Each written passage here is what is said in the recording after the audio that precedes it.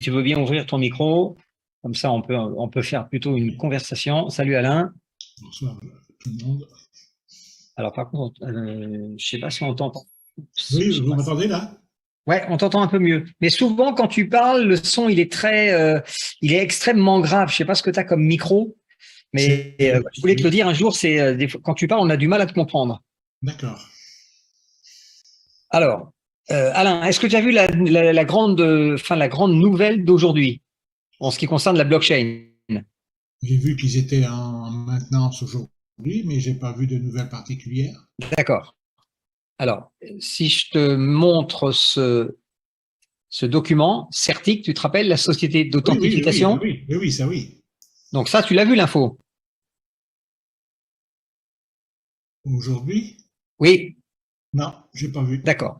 Ok. Oui, elle est pas sortie officiellement, elle est sortie officieusement sur certains groupes Telegram allemands. D'accord. Voilà. Donc la bonne nouvelle, c'est que CERTIC a terminé l'authentification, l'audit de la blockchain. Alors, ce que j'avais vu, c'est que sur le BO, c'était coché vert, certifié. Exactement. Voilà. Mais moi, j'ai eu accès au document. Donc, pour l'instant, il est en langue anglaise. Voilà. Ce qui veut dire qu'aujourd'hui, notre blockchain, elle est opérationnelle. Elle a reçu comment on dit, c'est pas l'approuvement, mais elle a reçu le feu vert de Oui. CERTIC. Voilà, elle a reçu la certification comme quoi Et elle était exactement. Et opérationnelle. ça, c'est vachement important parce que c'est quelque chose qu'on attendait depuis le mois d'août. Voilà. Et quand on va dans le back-office, effectivement, tu as, quand on clique sur Certic Audit, Oui, dans oui. le menu à gauche, c'est ce que tu as dû faire, tu arrives sur cette page-là, justement. On arrive sur le document officiel. Alors, je ne l'ai pas tout lu parce qu'il y a 109 pages. C'est un peu technique. Mais en gros, sur la première page, voilà, on nous explique un petit peu tout ce qui s'est passé. Alors, j'ai déjà envoyé ce document. Pourquoi je vous le montre? Parce que on a plein de gens dans le réseau qui sont soit des vrais experts ou des experts autoproclamés, proclamés, comme vous le savez. Alors, peu importe, on ne va pas les vérifier leur CV. Moi, j'ai envoyé ce document à tous les gens que je connaissais qui étaient en attente, soi-disant, d'informations de la blockchain avant de se décider à signer. Donc, je vous suggère fortement de faire pareil. Et j'ai déjà eu des retours. Oui. Ah oui, forcément, parce que là, quand les gens, je leur dis, vérifie qui est Certic, tu verras, c'est du sérieux.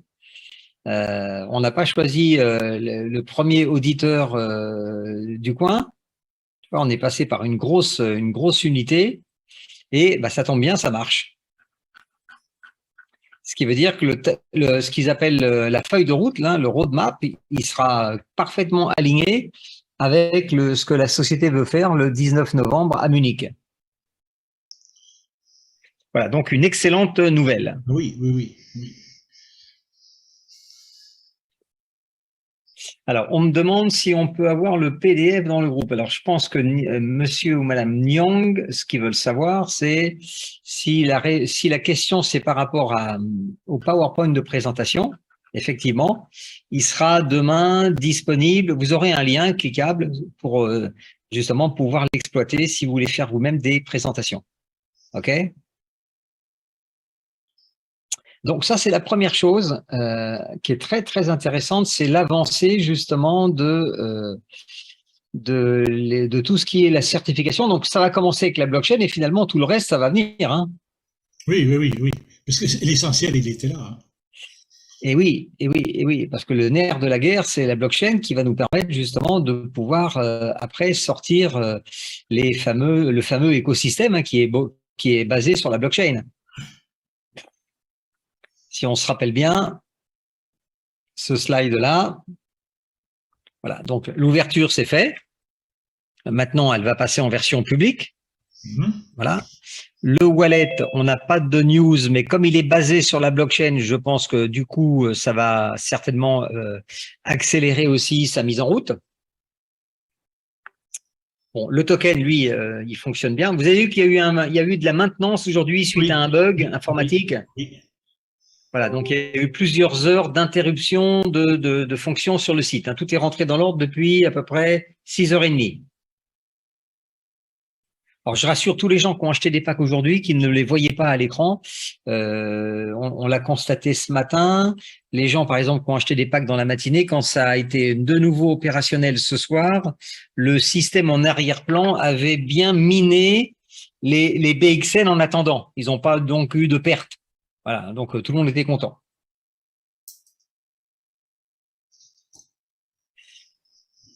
Alors, toujours la même question, Alain. Toi, tu vas pouvoir y répondre. Je ne sais pas si tu vois les questions, la Minungu. Non, non, je vois pas les questions. Donc, si j'ai bien compris, à partir de 19, ok, on pourra retirer nos BXN. Toi, tu peux répondre.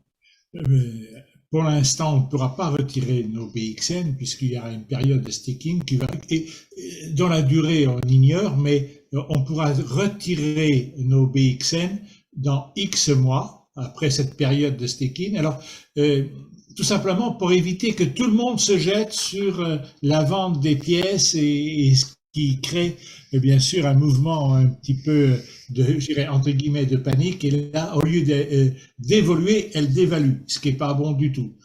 Donc, je pense que le 19, ils vont nous informer de la durée de cette période. C'est une période de blocage. Alors, une autre question qu'on peut se poser, c'est que ce temps de blocage, est-ce qu'il va être rémunéré par une sorte de versement d'intérêt? Ça, on l'ignore aussi. Peut-être qu'on sera informé également le 19. Alors, effectivement, sur le premier point, on est tranquille. La bonne chose, la bonne opération, en fait, c'est que les gens qui achètent des packs aujourd'hui, ils ont un prix bloqué sur le BXN. Cette semaine, jusqu'au 1er novembre, on le paye 1,9 centimes. Dès le 2 novembre, la pièce sera à 2 centimes.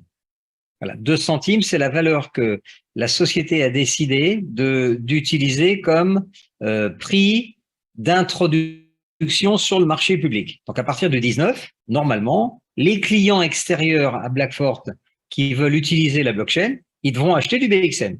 Ils iront donc sur des échangeurs. Le prix de départ sera, le prix de lancement sera à 2 centimes. Ça, je pense que tout le monde l'a compris. Ensuite, la pièce, elle pourra évoluer en fonction de l'offre et la demande. Plus il y a d'utilisateurs qui vont venir sur notre blockchain, ils vont acheter du BXN. Donc, toujours pareil, la loi de l'offre et de la demande, ça devrait faire évoluer le prix de la pièce. Vous, les packs qu'on achète aujourd'hui et qu'on va acheter demain et après-demain, parce que des packs, il y en aura à vendre, j'imagine, jusqu'à ce qu'on ait vendu les 304 000 morceaux d'autoroute, Alain, hein. Je pense, hein, ça me paraît logique. Hein. Voilà, oui. on verra bien d'ici là. Donc aujourd'hui, il y a à peu près 55 000 nœuds de réseau qui ont été vendus sur les 304 000. Donc à la louche, il en resterait 250 000 à peu près. Hein. Oui. Bon. Donc ces 250 000, on a encore plusieurs mois, voire une année complète devant nous, avant d'avoir vendu l'intégralité de la blockchain. Donc, la question aussi qu'on pourrait se poser, Alain, c'est les prochains packs à partir du 19 novembre, enfin à partir du 20 novembre, à quel prix seront fixés le prix de la pièce? Oui, oui. Voilà. Est-ce que les packs vont être indexés en fonction de la valeur de la pièce ou est-ce qu'ils seront une valeur fixe? Et ça, on l'ignore aussi. Alors, si je regarde un petit peu, moi, dans toutes les sociétés Internet qui proposent des tokens en général, quand on achète des packs, souvent, on a des avantages financiers. C'est-à-dire, tu achètes un pack, tu bloques, tu fais du staking pendant 1 an. Voilà, donc tu permets finalement de produire des BXN, mais qui ne seront pas utilisables. OK ? Voilà. Et ça permet à la monnaie de prendre son cours, en fait, de monter. Oui. Voilà. Donc souvent c'est rémunéré, mais là en fait déjà sans rien faire chez Blackfort, on a une sorte de récompense puisque ce qu'on paye, on en reçoit beaucoup plus. Oui. Donc déjà on est rémunéré là-dessus, hein. Tout à fait. Alors moi je préfère la solution actuelle où c'est plus de 10% par mois, plutôt qu'on me file 4 points et qu'on m'enlève et qu'on me mine le nombre de pièces que j'ai achetées, par exemple, tu vois. Oui, bien sûr. Donc, sachant qu'on peut pas avoir, comme on dit, le beurre et l'argent du beurre, Oui, oui. donc voilà, moi je serais pas du tout surpris que ça ne change pas et qu'on maintienne les packs actuels avec, on voit, hein, on a fait des calculs, l'un sur 2 ans, n'importe quel pack acheté sur 2 ans, tu as le double de pièces que tu as payé. Voilà. Oui. Ça c'est pas mal aussi. Ah bah Sachant oui. que si le cours de la pièce augmente, de toute façon, tout ce que tu fabriques augmente aussi en Oui, oui, portefeuille. oui, oui. Voilà, donc on joue déjà sur deux facteurs qui peuvent, comme diraient les gens qui parlent bien, qui seront concomitants, tu vois. Mais si la société avait la bonne idée de nous rajouter en plus une rémunération, why not? Ah, ce serait, Ça serait nirvanesque. ce serait l'Amérique. Bon, en tout cas, déjà aujourd'hui, le deal tel qu'il est, hein, je pense que le package, il est déjà très très intéressant. Sur les profils d'investisseurs, on voit que ça passe. Hein. Quand on parle avec les gens qui ont l'habitude justement pour eux, c'est placer de l'argent en quelque sorte. Voilà, les conditions offertes par Blackford sont extrêmement satisfaisantes. Ça leur plaît. Oui, oui. Alors, on pourrait voir ça avec notre ami Maurice en Suisse, hein, puisqu'il est propriétaire de 71 packs et il est uniquement client investisseur au départ. Donc, c'est qu'il a dû voir et trouver aussi, lui, ses avantages. Alors, si on revient sur… alors, sur le point numéro 2, là, dans la liste des produits qui vont vraiment faire la différence, c'est le wallet. Alors, je sais que la société, elle mise beaucoup sur le wallet parce qu'il y a, jusqu'à présent, il n'y avait pas de wallet concurrent qui proposait ce que faisait déjà le premier wallet de Blackford avec ses fonctions. Donc la deuxième génération devrait justement faire mieux que le premier. Hein. En général, ce qu'on fait, quand on fait un 2.0, on prend ce qui était bien dans le premier et on l'améliore. Normalement, ça me paraît logique. Bah oui, forcément. Donc les problèmes aujourd'hui, c'est les frais d'échange qui sont liés quand on n'a pas de crypto. Ça coûte relativement cher d'acheter de la crypto avec une carte de crédit ou un virement bancaire. Voilà. Alors, ça dépend des sites. Hein. Binance, c'est pas cher, mais en même temps, chez Binance, on sait que tout ce qu'on fait, c'est du non décentralisé. Ça veut dire que ça peut tout à fait être toutes les opérations, tout l'argent qu'on peut avoir chez Binance, il peut très bien être déclaré après à l'administration fiscale en France, en Belgique, etc., etc. Donc ça, c'est quelque chose qui est aujourd'hui aussi tout à fait à prendre en considération. Donc c'est pour ça que ce qu'on attend, nous, hein, Alain, pour les gens qui font de la crypto, on attend d'être dans un écosystème qui soit le plus possible décentralisé. Donc la blockchain, on parle de la blockchain. Alors le wallet, je ne sais pas s'il sera décentralisé, on verra. KYC ou pas YC. Ça me paraît difficile d'avoir au sein de l'Europe complètement décentralisé. Hein. Alors, surtout que, le wallet, il va fonctionner à 2 étages, hein, si on a bien compris. Il y a le premier étage, c'est crypto. Donc ça peut être décentralisé. Oui, ça oui. Ok. Après, fiat, c'est-à-dire monnaie, j'ai pas de crypto, j'ouvre mon wallet, je veux acheter de la crypto avec mon wallet, je paye avec ma carte de crédit. Là, c'est clair que carte de crédit ou virement bancaire, je redeviens centralisé. Sûr. Là, j'aurai un KYC, c'est presque obligatoire. Ça me paraît évident, hein, oui. Voilà. Ok. Donc, je pense qu'on aura une sorte de wallet hybride, tu sais. Oui, oui. Ah, il sera, on aura un lobe droit, un lobe gauche, comme dans le cerveau. Ça va être intéressant. Moteur électrique et moteur thermique. L'échangeur. Alors, ce que je sais pour certitude, c'est qu'on aura 2 types d'échangeurs sur Blackford. On aura un échangeur, ce qu'on appelle DEX, donc entièrement décentralisé. Donc lui, il fera que des opérations crypto, hein. Ça c'est clair. Et on aura aussi un échangeur CEX, donc centralisé, parce qu'il y a aussi des gens qui font du trading, par exemple, avec des paires, ce qu'on appelle des paires USD, Bitcoin, Euro, Ethereum, vous voyez. Donc c'est ce qu'on appelle l'arbitrage dans le trading. Et là, ils sont très malins parce qu'on aura deux échangeurs en fait à disposition des clients. Voilà. Par exemple, si je prends mon cas personnel, je fais pas de trading dans la crypto.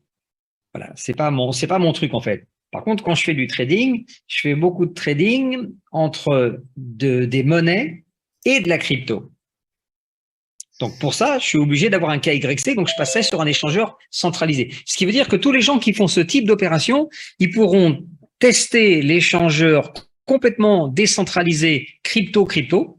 Et ceux qui font des opérations en monnaie-monnaie ou en monnaie vers crypto, ils pourront utiliser la version Blackford centralisée. Alors, qu'est-ce qui va se passer dans ces cas-là? C'est quoi l'avantage pour nous, Alain? C'est qu'ils utilisent la blockchain.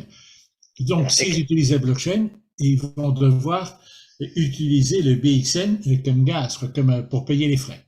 Voilà. De la même manière, je pense que tout le monde connaît Binance ou Binance pour les Français. Quand on va chez Binance, quand on fait des opérations, on paye des frais. Les frais sont en BNB, donc dans la monnaie, dans la crypto-monnaie de Binance. Ce qui veut dire qu'on doit toujours avoir du BNB en portefeuille. Donc, on achète du BNB et c'est ce qui fait monter le prix de la pièce. En particulier, il n'y a pas que ça, mais voilà, ça donne de la valeur à la pièce parce qu'on l'achète pour le dépenser. Donc ça, c'est très important, cette notion d'utiliser ce qu'on appelle l'utility token. Pour ceux qui n'auraient peut-être pas compris ce que ça veut dire, un token utilitaire, c'est une monnaie de paiement en fait. C'est pas une monnaie de spéculation. C'est-à-dire, je la garde pas dans un portefeuille en attendant qu'elle augmente et que je la vende. Parce que quand on fait ça massivement, c'est ça qui fait monter et baisser le cours du Bitcoin. Comment le Bitcoin il monte et il descend? Vente massive, le prix il chute. Achat massif, le prix il monte. C'est assez facile à comprendre, c'est comme le pétrole. Le prix du baril il est en fonction de l'offre et de la demande du marché. Donc d'un côté, tu as les pays producteurs. Voilà, en gros, ils ont des robinets. Quand ils ferment les robinets, ils diminuent la production de barils journalière. La demande, elle est toujours là, elle est plus forte, donc le prix du baril, hop, il monte. Et s'ils veulent faire baisser, qu'est-ce qu'ils font? Ils ouvrent les robinets, ils fabriquent plus de, ils sortent plus de pétrole. Donc du coup, il y a plus de pétrole que la demande. Donc, le prix du baril descend. Je pense que tout le monde comprend ça. Si vous ne comprenez pas, je viens de vous faire un cours magistral, bac plus 5 sur les prix des matières premières. Donc, le BXN, ça sera pareil. Pour faire monter sa cote, Alain, c'est ce qu'on disait tout à l'heure, la société, les packs qu'on a achetés, ils vont être bloqués. Donc, les pièces qu'on fabrique, elles seront au chaud. Elles vont être stockées. Bon, ce qui va permettre aux gens normaux qui sont en dehors de Blackford, quand ils vont vouloir utiliser la blockchain ou les services de la blockchain,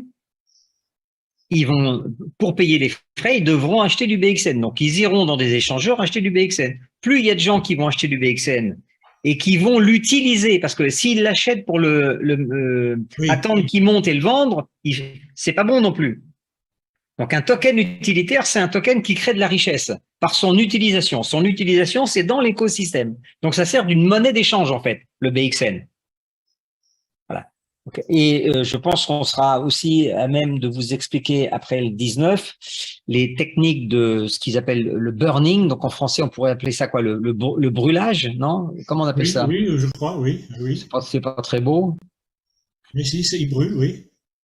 Le burning, donc comment on pourrait appeler ça? En fait, c'est la même chose pour les billets de banque. Vous savez que dans les billets de banque anciens, les banques les récupèrent et les crament. Ils les font brûler. Voilà, parce que si vous sortez 1 milliard de nouveaux billets de banque, vous pouvez pas laisser en circulation 1 milliard de vieux billets. Donc, tu vires les vieux, tu les remplaces par des nouveaux. Là, dans la crypto-monnaie, c'est exactement la même chose. Pour maintenir en circulation un volume de BXN. Par exemple, la société estime qu'il faut 100 millions de BXN par semaine. Voilà. Tout ce qui sera au-dessus de 100 millions, la boîte va les récupérer et les brûler pour maintenir ce qu'on appelle un liquidity pool, une réserve financière, de manière à toujours faire monter les prix. Il faut toujours que la demande soit supérieure à l'offre. Donc ça, je pense qu'ils seront en mesure de nous expliquer ça peut-être à Munich. Et puis nous, on essaiera de vous réexpliquer ça avec des mots de tous les jours. Voilà, bistrot du coin. De manière à ce que tout le monde puisse essayer de comprendre un petit peu ce qui se passe. Mais là, on est en avance sur la concurrence. Hein. Je peux vous le dire parce que j'ai pas mal de casseroles sur le feu, donc je regarde un peu ce qui se passe à droite et à gauche. On n'est pas les seuls sur le marché, ça c'est clair, mais on va avoir, je pense, quelques mois d'avance sur les concurrents. Et en même temps, dans ces métiers-là qui sont extrêmement technologiques, avoir de l'avance, c'est très bien parce que ça veut dire que tu auras réglé plus d'emmerdements que les autres, pendant que les autres, ils sont encore en train, eux, d'essayer de sortir leur blockchain. Parce que c'est des métiers extrêmement compliqués.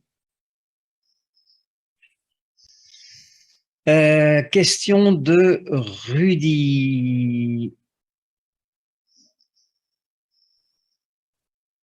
Alors, je comprends pas trop la question de Rudy. C'est quand alors, s'il me parle d'un échangeur centralisé, si je veux acheter des USDT avec des euros.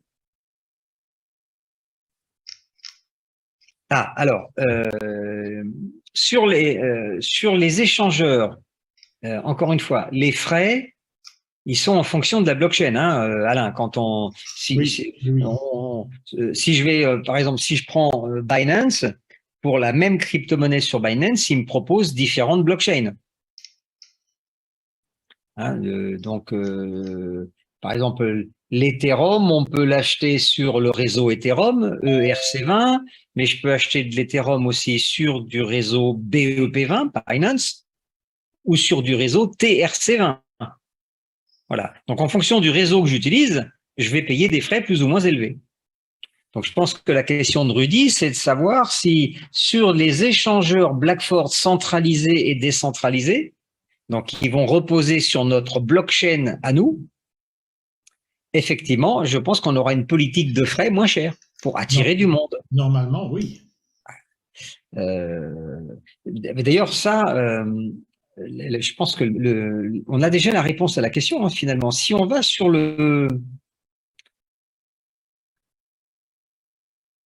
si vous allez sur votre back-office, là, je vais vous montrer un back-office, là, hop là.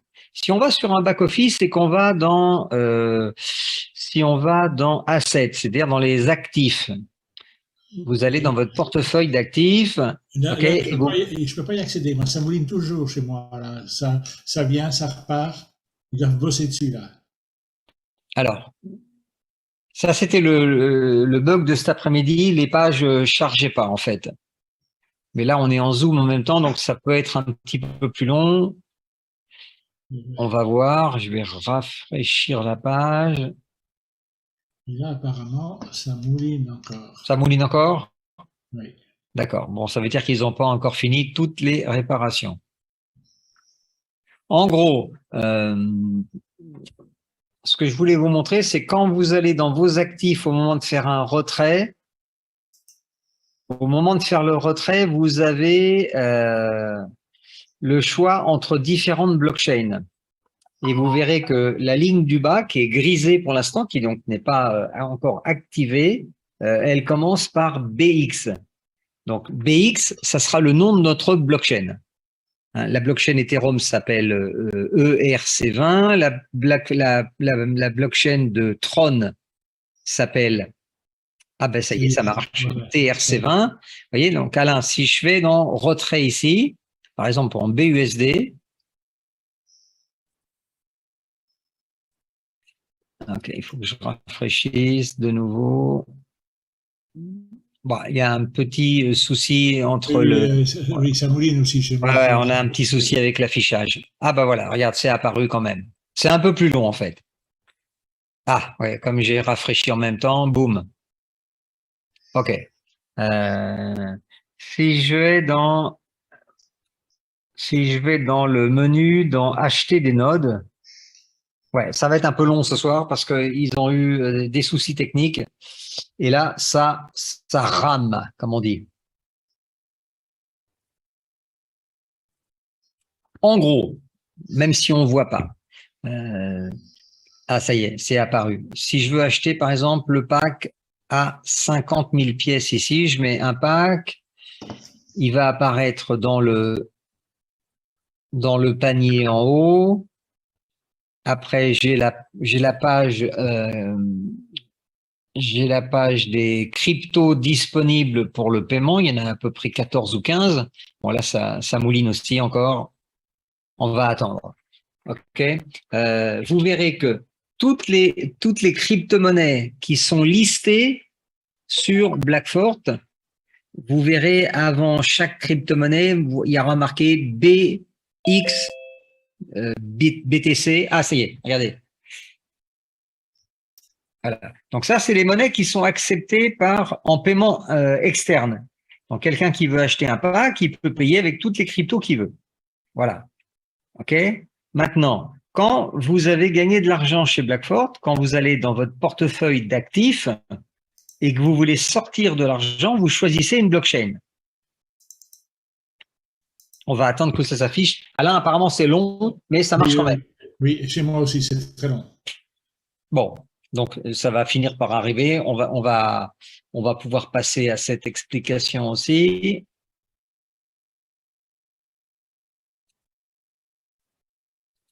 Bon. Ça veut dire que les informaticiens, ils sont en train de travailler en arrière-plan quand c'est comme ça. Il ne faut pas s'inquiéter. On va attendre que ça s'affiche.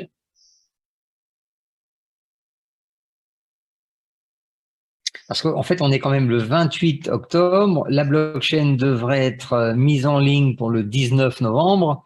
Ça veut dire qu'on est à un peu plus de 20 jours du démarrage. Donc, c'est normal qu'il y ait… voilà. Ce que je voulais vous montrer, c'est ça. Vous voyez, dans vos actifs, je vais le passer en français pour que tout le monde puisse suivre. Voilà. Dans vos actifs, vous voyez, vous avez la liste des différentes crypto-monnaies que vous pouvez avoir en portefeuille. Vous avez un BX avant chaque monnaie. Vous avez le BX USD, le BX Tron, le BX Ethereum, le BX Bitcoin, BNB, XRP. Voilà. Le BX, c'est le nom de la blockchain Blackfort. Ça veut dire que vous avez déjà une quinzaine de crypto-monnaies qui est listée sur notre blockchain. Ça veut dire qu'il sera utilisable à l'achat, à la vente, à la conversion ou à l'utilisation. Quand vous retirez de l'argent aussi, vous cliquez sur le bouton Withdraw, retrait. Voilà, donc ça, pour l'instant, je suis un peu bloqué sur ce bouton-là. Là aussi, vous avez le choix de la blockchain. Voilà, on le voit ici, vous voyez. Si vous voulez retirer de l'argent, vous pouvez, là, Blackfort, par exemple, vous donne 3 possibilités. Vous pouvez utiliser la blockchain Tron, TRC20, la blockchain Ethereum, ERC20, la blockchain Binance, BEP20. Et vous voyez, juste en dessous, qui n'est pas encore disponible, vous avez la blockchain Blackfort, la BX USD. Vous voyez, elle est là déjà. La BEP20 est revenue. Oui, tout à fait. Oui, parce que Binance, c'est pareil, hein, ils ont eu des petits soucis, ils ont réglé leurs problèmes. Donc, je pense que à partir du 19 novembre, quand on aura notre blockchain qui sera en ligne, les gens, quand vous voulez sortir de l'argent, vous pourrez choisir de sortir par le BX USD. En faisant ça, qu'est-ce qui va se passer? Vous allez payer des frais de blockchain en BXN. Donc la question là, une des questions que j'avais posées à Stéphane Hubert, le fondateur, c'était de savoir si l'argent qu'on avait dans nos wallets, portefeuilles, il pourrait nous servir aussi à payer les transactions. Oui. Alors il avait été malin, il m'avait dit, il faut venir à Munich. Donc, je connais un peu l'animal maintenant pour l'avoir fréquenté depuis le mois d'avril, et il est assez malin. Donc, c'est évident qu'il va nous réserver quelques surprises à Munich. On vous en fera part immédiatement. Donc ça, c'est une bonne info, Alain, hein, qu'on voit que la blockchain, elle est déjà affichée là depuis le départ. Oui, Hein. oui, oui, oui. Et ça fait déjà pas mal Ah de oui, temps qu'il est ah affiché, oui, ça. bah, depuis qu'on est là, en fait. Hein. Oui. Si je vais dans BX Tron, donc le fameux TRX, hein, c'est une crypto-monnaie. Alors vous avez aussi une bonne surprise, hein, c'est que les cryptos hein, sont bien montés. Donc ce que vous avez en portefeuille, ça vaut plus d'argent aujourd'hui. Hein. Oui. C'est sympa. Hein. Alors si je veux sortir du Tron, tu vois, j'ai le choix aujourd'hui. J'ai pas le choix aujourd'hui. Le Tron, j'utilise la blockchain Tron, voilà. Mais très bientôt, je pourrai sortir, acheter, vendre du Tron en passant par notre blockchain. Donc, dans ces cas-là, je devrais payer des frais en BXN et ce faisant, j'achèterai du BXN sur le marché public. Je l'utiliserai en méthode de paiement et je participerai à l'augmentation de la valeur de la pièce.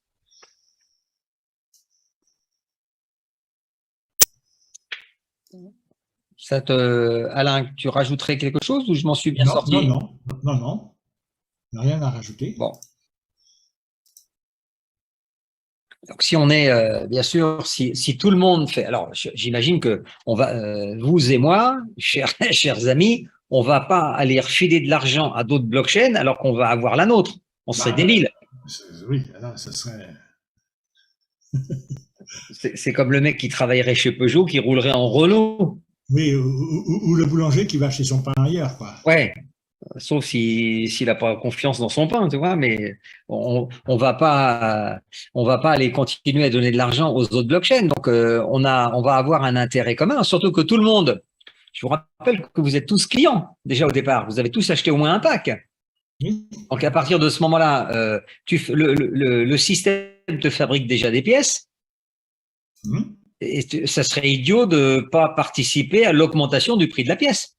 Bah, c'est le moins qu'on puisse dire. Hein. Bon, là, je pense que tout le monde là-dessus sera à peu près aligné. Après, il faut l'expliquer parce que il y a beaucoup de gens qui. Ce matin, j'ai fait une présentation à quelqu'un qui n'y connaissait rien. Et c'est vrai que nous, maintenant, on a un petit peu l'habitude, mais il faut se rappeler que quand on a démarré, on connaissait rien. Et c'est pas évident, toutes ces infos. Oui, il y a beaucoup d'infos en même temps. C'est clair. Surtout que nous, on jongle un petit peu avec ça, Alain, donc on se rend, peut-être on est un peu maintenant déphasé aussi. Toi, on a du mal à se remettre. Oui, et d'ailleurs, il faut être prudent là-dessus. Justement, lorsqu'on a quelqu'un qui démarre, il faut se mettre à son niveau. Quand je dis à son niveau, c'est pas du tout en voulant le rabaisser. Hein, c'est à nous de nous adapter. Oui, oui, tu as tout à fait raison. Il ne s'agit pas justement enfin c'est pas du mépris, mais il ne s'agit pas de nous d'être l'expert et en face t'as des gens qui n'y connaissent rien. C'est pas comme ça que ça marche. Notre but, c'est de dupliquer, toujours pareil. C'est-à-dire, c'est de permettre à quelqu'un éventuellement qui n'y connaît rien encore aujourd'hui, de lui donner accès à cette information. Il trouve ça sympa, il le fait. Et si c'est facile et simple, il peut en parler à ses copains, à ses amis, à sa famille. C'est ça qu'on cherche. Donc, on cherche à être le plus, je dirais, le plus simple d'approche possible dans un domaine hyper technologique quand même. C'est pas évident, hein. Ah oui, oui, oui. Donc, il faut choisir son vocabulaire. Moi, c'est pour ça que j'utilise beaucoup d'images parce que les images, moi, ça me parle. Si je vois pas, je comprends pas. Toi, j'avais créé un truc. Ça, c'est une phrase je peux revendiquer. Quand j'écoute, je doute. Quand je vois, je crois. Là, je l'aime bien. Et je pense qu'on est un peu tous pareils. Oui, oui, oui. Donc, ça, c'est intéressant. Donc, maintenant, on est à moins 28, 29, 30, 31, 4 et 19. On est à J-23 hein, du lancement. Oui, ça doit être ça. Oui, oui. Si je sais compter, c'est ça. Et en même temps, on est à J-, alors 28, 29, 30, 31, 1. On est à J-5 de la prochaine et de la dernière augmentation. Oui, oui, là oui, à peine, hein, moins 4 et quelques heures. Ah oui, parce que regarde, on est en fin de journée du 28, il est 20 heures. Le 1er novembre, si je me trompe pas, c'est affiché là, ça sera mardi. Oui, oui, à minuit. Le Voilà. premier. Donc jusqu'à mardi 23h59, les gens peuvent acheter encore à 1,9. Le 2, ça passe à 2 centimes. Hein, le 2, 2 centimes. Oui. Donc là, on a 5 jours, enfin, tu as raison, hein, 4 jours et quelques heures devant nous maintenant pour que les gens qui sont intéressés, on leur fasse profiter du prix de la pièce avant sa dernière augmentation. Et vous, c'est pareil, si vous voulez encore acheter des packs pour avoir plus de barrières, bah, achetez-les avant mardi, avant lundi soir minuit, parce que voilà, ça vous fera tourner des pièces encore avec 10% de prix en moins, en gros. Donc autant en profiter.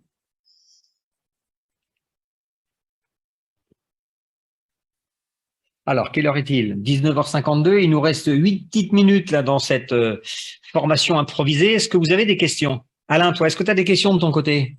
Non, non, non, pas particulièrement.